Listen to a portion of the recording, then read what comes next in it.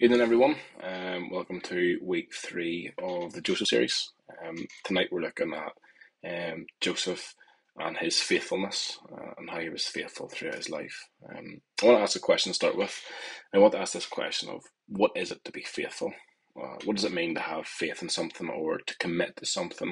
Or maybe you think about it as like loyalty. But what is the first thing that comes to your mind when you think of faithfulness? Maybe we go to marriage. That's a thing that people are tend to be pretty faithful or committed to. It's the idea of a man and a woman. They come together, they commit themselves to each other, and when they get married, they're really having a promise that they will be together and that no one else will enter into that marriage apart from them two, and they will have faithfulness in that marriage and commitment to each other. Maybe you think of a friend, someone you've known from primary school, you've grown up together, you've had some arguments over the years, you've had some low times, but through it all, your friendship has remained. And it's that idea that this faithfulness that transcends time. Um, but it might not be perfect, but it's still a deep friendship. Or maybe a commitment to a sports team. The idea that you supported a team from you were no age, maybe through one of your parents supported the team, so you automatically inherited that. And you have a commitment to that team. You support them. You check their scores. You follow the transfers of players and things like that. There, but whatever your mind went to when I asked that question of faithfulness, what we can say is that life is full of things that we need to commit to, or that we are faithful to. The key thing is that you find things that are worth being faithful for. See, my faithfulness to Manchester United is really quite shallow. It doesn't really change my life. Yes, I've bought a few jerseys over the years. I've watched a lot of games, supporting them, but it doesn't really impact how I live. It doesn't affect my day to day. But other things in my life require much more faithfulness, like my job.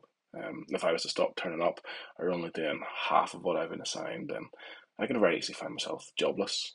And that has a much bigger impact than me changing to support Manchester United to maybe another team in the Premier League. Let's say some things in life are worth being faithful for, maybe because the impact of unfaithfulness is huge, like the loss of a job or the breakdown of a marriage, or because you have a deep personal relationship with the person or thing that you're faithful to. And tonight we're looking at Joseph. We're going to see someone whose life is full of things that he's faithful to. But we can also see the cost of Joseph's faithfulness, how much an impact his faithfulness brought to him. And we're going to read one of the stories to start with, and it's the sort of the impact that Joseph's brothers had on his life. And it's in Genesis 37, and it says this: Jacob lived in the land of his father's sojournings, in the land of Canaan. These are the generations of Jacob. Joseph, being 17 years old, was pasturing the flock of his brothers. He was a boy with sons of Bilhah and Zilpah, his father's wives. And Joseph brought a bad report of them to his father. Now Israel loved Joseph more than any of his sons, because he was the son of his old age, and he made him a robe of many colours. But when his brothers saw that their father loved him more than all of his brothers, they hated him, and they could not speak peacefully to him.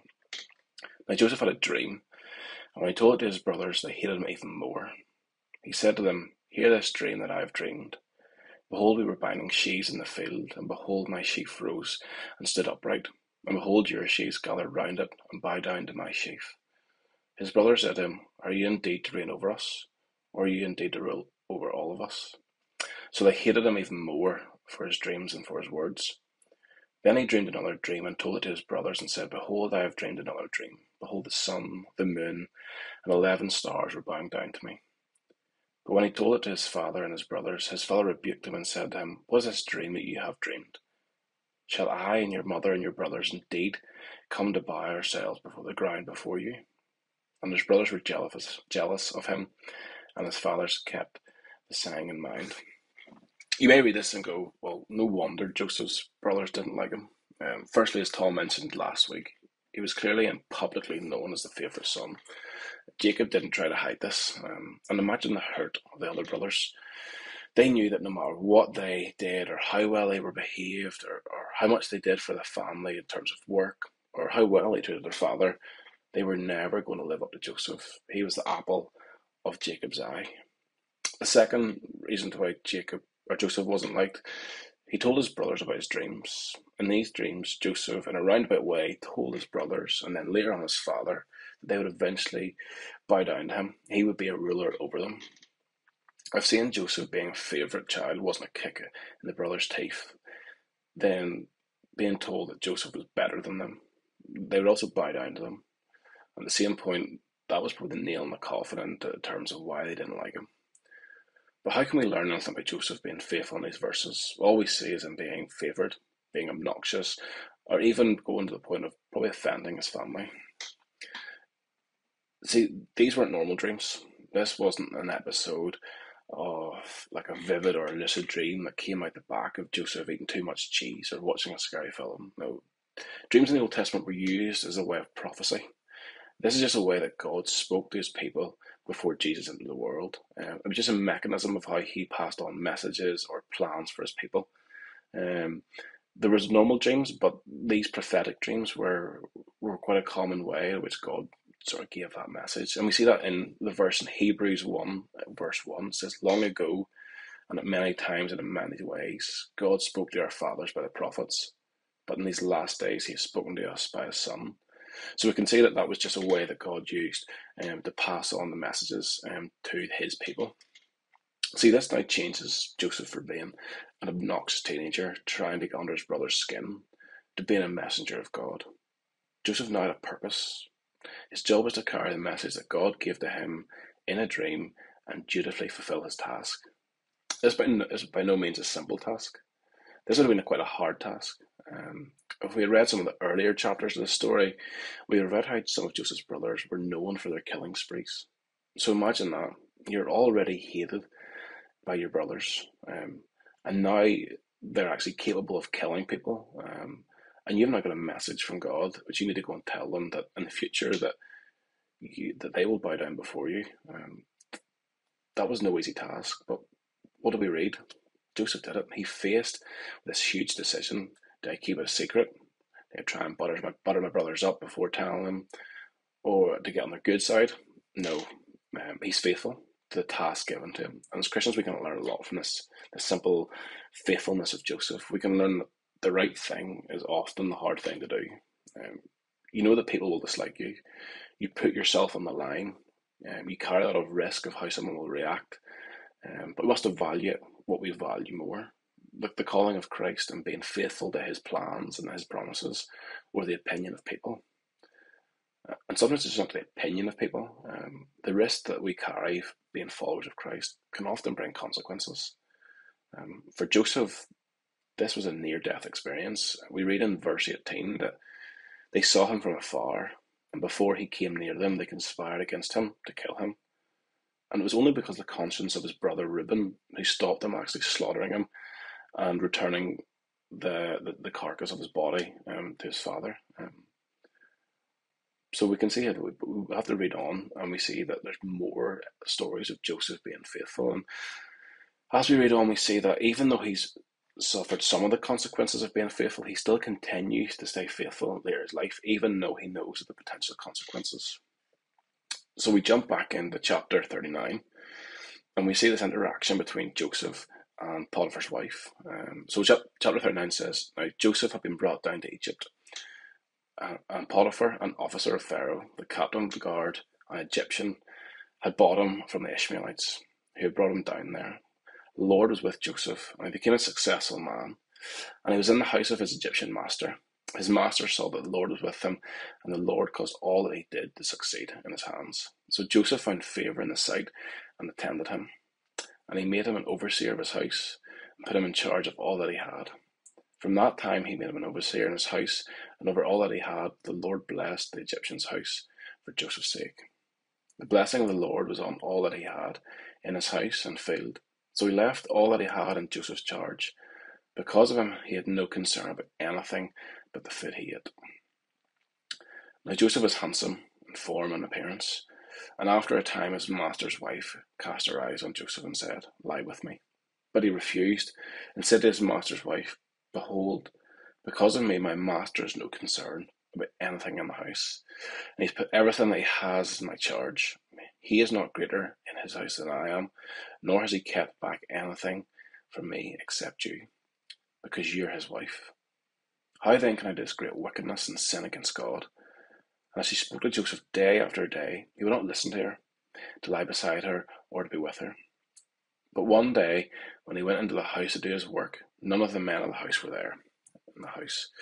She caught him by his garment, saying, "Lie with me." But he left his garment in her hand and fled the house and got out. And as soon as she saw that he had left his garment in her hand and fled the house, she called to the men of the household and said to him, "See, he has brought among us a Hebrew to laugh at us. He came in to lie with me, and I cried out with a loud voice. And as soon as he heard that I lifted my voice and cried out, he left his garment beside me, and he fled and got out of the house." Then she laid up his garment until her master came home, and she told him the same story.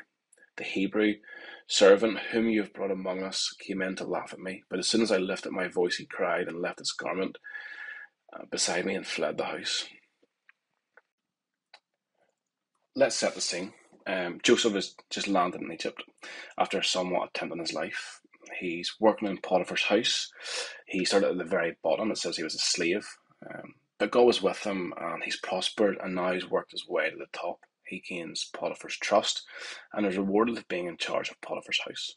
So much so he's often left in the house by himself. This is quite a drastic outcome, quite a change that you would have thought from being sold into slavery to now actually being the overseer of the house of the captain of Pharaoh's guard. But all of a sudden, Joseph finds himself in a very compromising environment. He's alone with Potiphar's wife, a married woman. Joseph was young and very handsome, it says, and he has some sort of erotic impact on Potiphar's wife, right up to the point where she wants to sleep with him. She wants him to lie with her, it says. Now, we don't know too much about the context of the story, but what we do know is the request for sex happened multiple times. This wasn't a one-off request in the heat of a moment or in a fit of passion. Potiphar's wife longed for Joseph. This happened time and time again. You might have some questions. Did Joseph give off a vibe to show interest in Potiphar's wife? Why was Joseph continually allowing himself to be alone with a woman who he knew wanted him? Why would Joseph constantly put himself in a position where he was tempted to sin? But to be honest, I can't answer any of those questions because the verses don't give us that context. We can't answer Joseph's heart or motives. Or what we can say is, that Tom touched on this last week, that Potiphar's wife was certainly happy to risk her marriage. She was happily willing to have an affair and then also lie about it. But for Joseph, we can say it is at the pivotal point in time when he had a decision to make. He made the right one. He chose not to have an affair with Potiphar's wife. When the rubber hit the road, Joseph fled from sin. It says he even left his clothes behind him. He waited for no one or thing and got up and fled from temptation as fast as possible. His faith in God was stronger than the draw of a beautiful woman. For a man of 20, sort of mid-20s, at this point in a foreign land, he had no family around to keep him accountable. I'm sure that was a hard decision to make. Potiphar's wife was no doubt a beautiful woman. She was of high stature. And she was offering Joseph something that would have been hard to turn down. Joseph knew the impact of sin, though. He knew the impact of that sin on his relationship with God. Joseph knew that his God, and this was the same God that had promised Abraham that he would be the father of nations. This same God revealed a plan to Joseph in his dreams that one day he would be a ruler. So Joseph knew that God had called him to a life of faithfulness and righteousness, and a life that brings God glory. The question for us to think about is, do we look at sin and temptation in the same way? Do we have the willpower to be able to flee from sin, to be faithful to God? Or do we sometimes dabble in it and try and sort of, get close to the edge, but not actually commit the sin? See, the thing is that sin often doesn't present itself as something massive like adultery or murder. The devil's much more craftier than that. It starts small. It might even start within something that seems quite innocent, but over time it intensifies, and time again the pull gets stronger. So something that was once an innocent thought turns to deep desire, and before you know it, you're in the thick of sin. Like Joseph, this request for him to sleep with Potiphar's wife was not a one-stop shop. It started small, it was progressive, it got worse over time, to the point where Potiphar's wife lied because she couldn't get her way, and that ultimately led him to be thrown into prison. So when we look at these stories of Joseph, what do we take away? Apart from some, a few moral takeaways about faithfulness in marriage and fleeing from sin, is there anything deeper going on here? Is there anything more to the context of the story that we're missing if we just take it as some sort of moral sort of playbook that we know, when someone tempts us, we flee? See, when we look at the Old Testament, this isn't just a collection of nice stories. No, these stories had a purpose. See, these stories were originally for the children of Israel. They would have been in the desert and they would have heard of these stories of their ancestors, such as Joseph and Jacob and Abraham. But they always had a purpose, and their purpose was to point forward. See, when we read them, we look back, but their original purpose was to point forward. And it was to paint a picture of what was to come. Some of the promises that God had given the children of Israel, these were all paintings or pictures of these. So not only was it that Joseph ruling in Egypt, but it was also to point to a greater ruler that was to come, that would not only rescue God's people from a 7-year famine, but it was to point to a rescuer that would rescue his people from something that transcended all human existence, and that was sin. So the story of Joseph it's not about a raincoat a technicolor coat that could be put on a West End stage. No, so the story of Joseph was to point to Christ. And there's so many links that we can read about between Joseph in the Old Testament and Christ in the New Testament. Firstly, they were both objects of their father's special love. So Joseph was gifted a special coat that showed that he was loved dearly by his father. And we look at Jesus, and when Jesus was baptized, the heavens opened, and God declared the love that he had for his son. He says, "This is my son, whom I love." We can say, look again, that both Joseph and Jesus were betrayed by their own people. Joseph by his own family, his own brothers that betrayed him, and Jesus, the Jews, he was their Messiah, the one that was promised for so long, and it was his people that betrayed him. Even in their betrayal, there's similarities. Joseph was sold into slavery for 20 pieces of silver. Jesus was sold by Judas to the high priests the Pharisees for 30 pieces of silver. Both of them were stripped of their clothing and beaten and thrown into the well, and Joseph was then crucified. Also, their faithfulness both had consequences. Joseph was a near-death experience and being thrown into a well, and then being thrown into prison. Jesus had the ultimate consequence. He experienced death and was laid in the tomb. Both were prophesied that they would rule over people. Joseph in his dreams said that he would be a ruler over his family. And Jesus is prophesied to be the great Messiah that would rescue his people. And we can read that he now sits on the right-hand side of the Father in heaven, and he's going to come back. See, there's loads of similarities between Joseph and Jesus, and we want to learn a few things. And I've picked 2 short points that we want to learn. The first is we can look at Joseph, who was a faithful prophet and servant of God, who fled from sin and held on to the promises and plan that God had for him, so much so that it nearly cost him his life. And this is just a picture of a true servant of God. See, the Bible says that Jesus is a servant. It says that he came to seek and to serve. Joseph may have been a good man, but he still had sin that he wasn't able to deal with. He couldn't save his soul. But Jesus was perfect. He was different. He was, as the Bible says, without sin. Jesus' obedience led him to the cross, where not only the punishment of the men who rejected him, such as the Jews and the Romans, was he subjected to, but he was also subjected to the sin of the consequence of sin. It was the sin of every man, it says, was laid on him, and he suffered the ultimate punishment. Jesus did this so we didn't have to, so that we can live a life of freedom, a life knowing that the eternal consequences of sin has been paid for, and we can enter into this relationship with him, and that we can give our lives over to him and live a life worthy of him. The second point builds on this, and it's that whether we like it or not, Jesus is coming back. The Bible promises that.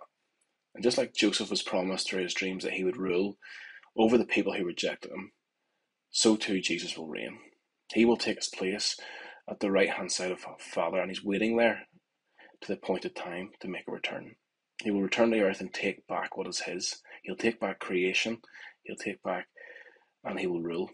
He will no longer allow to be ruled by men who are corrupt and full of pride and self-serving motives, but Christ will rule with mercy and grace and justice. So we have a decision to make. What side do you want to be on? Like the story in Joseph of the brothers who changed from one side to the other, we too have that option. Do you want to be like the brothers in the early part of the story, who were filled with rage and rejection and self-worth, and threw Joseph into the well and sold him into slavery? Or do you want to be like the brothers in the second half of the story that we've read about in previous weeks, where they come and they recognize Joseph for who he is? He's a true ruler. And that's just a picture of the choice that we have to make. Do we want to reject Jesus, or do we want to recognize him for who he truly is, and that is the king, the ruler, the savior? And likewise, we also could be like Joseph. He knew God had a plan for his life. He knew that God was calling him to do his work, to deliver a message to his people. Joseph knew this, and though it caused him huge pain, suffering, and loss at the hands of the people who should have been protecting him, Joseph stood firm. He stood for what was right. He stood for God. He fled from sin, and he didn't give in to temptation. And Jesus wants us to do the same thing. He doesn't want a small portion of our lives. He doesn't just want a Sunday morning or a Tuesday evening. He wants it all. He wants us to enter in a relationship with us. He wants us to live our lives for him in a manner that is worthy and that brings him glory. Right now, we're going to break up into smaller groups, and we're going to sort of discuss some of the questions that are around the story of Joseph and his faithfulness.